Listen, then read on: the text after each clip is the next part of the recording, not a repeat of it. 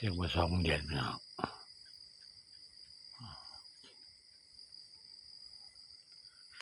เสียงอะไรกันพี่น้องเสียงอะไรกัน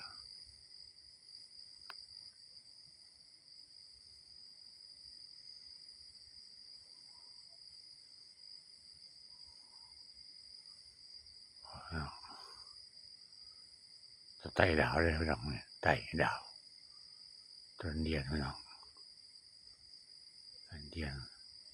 หางก็มีอยู่พี่น้องหางก็บังหางนี่เห็นอยู่พี่น้องหน่อยไม่เห็นคักอะไรพี่น้องตรงหน่อยแห้งเลยซึ่งไม่เห็นด่านนู้นจะเห็นหน่อยดวงนี่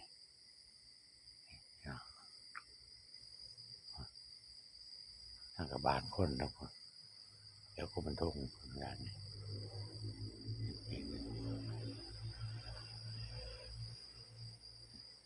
มันทุ่งเดี๋ยวนี้คือใครเห็นไม่เห็นเนาะ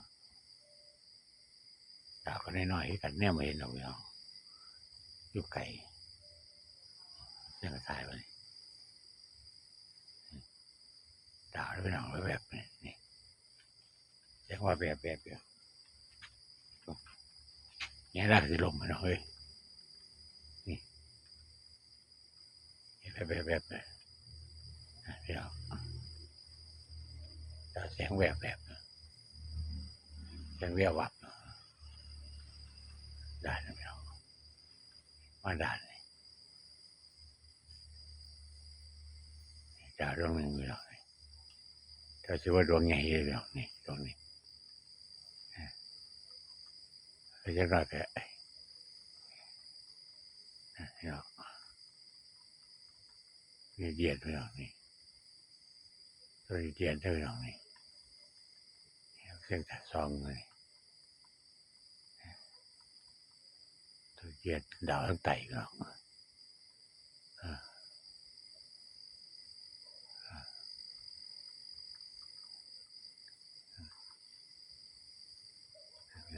เดียน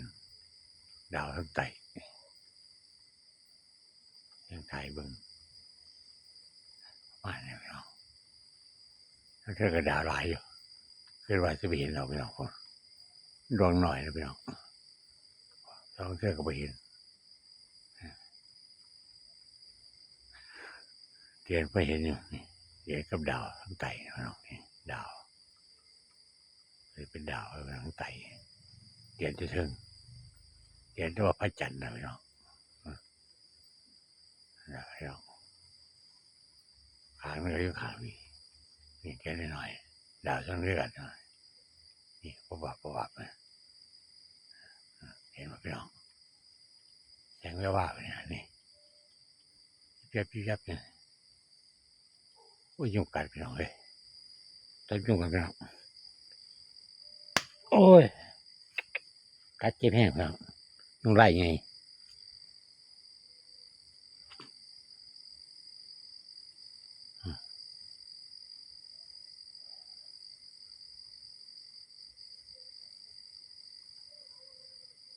มันก็ดาวพี่น้องต้องไต่ดาวเธอก็เป็นเดียนนะโอ้ยน้องต้องไต่จะเป็นดาวเพกเลยพี่น้องไต่พระจันทร์ตัวเดียนน้องเห็นดีน้องขางมันจะน้อยแห้งกระดาษนี่น้องจะว่าก็น้องนี่ยันลายกายพี่น้องพี่แบบเนี่ยยุ่งกัดพี่น้องกัดเดียวยุ่งไล่หลายพี่น้องเรียนแจ้งนะพี่น้อง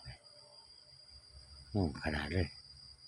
จนก็ยืดใกล้พี่น้องที่เห็นไม่เห็นลูกไก่แห้งแล้วจะแง่ไม่เห็นเห็นนิดนึงพี่น้องแบบนะน้อยพี่น้องแบบแย้มไป ใส่พี่น้องนี่ถ้าจะเห็นหน่อยให้กันเนาะแวบๆเลยตอนแวบๆอยู่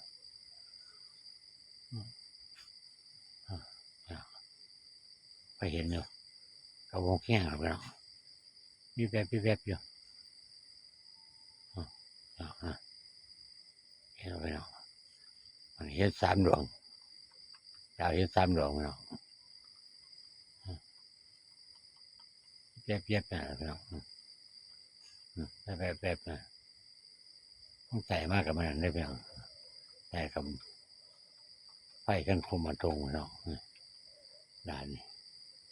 ถ้าเกิดไม่จังนอนกับมันดาวนี่แค่นี้พี่น้องพี่น้องแวบๆนะแวบอยู่ช่วงนี้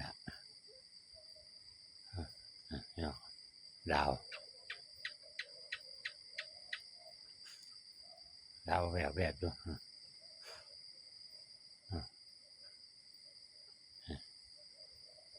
พอเห็นอยู่พี่น้องพอเห็น3 ดวงแวบนะขาตรงขามาเทิงขึ้นมาอีกพี่น้องแวบนะนี่ดวงหนึ่งพี่น้องนี่แวบนะเห็นไงอยู่พี่น้องคนเรียกว่าขนาดเลยคนข้างหนึ่งก็เรื่องผีพี่น้องเราแค่แยกไปนี่ดวงหนึ่งพี่น้องนี่ดวงนี้ใหญ่กว่าพี่น้องนี่ดวงนี้ทั้งเทศก็เป็นพระจันทร์พี่น้องทั้งนี้ก็เป็นพระจันทร์เท่านี่พี่น้องนี่เห็นป่ะนี่พระจันทร์ได้พี่น้องนี่เท่านี้ชีพหรือเสี้ยก็ปีชีพเราเรื่องไทยบริษัทนะแกปวดข้อพี่น้องเลยเรียกไปก่อนพี่น้องเจอกันคลิปหน้าพี่น้อง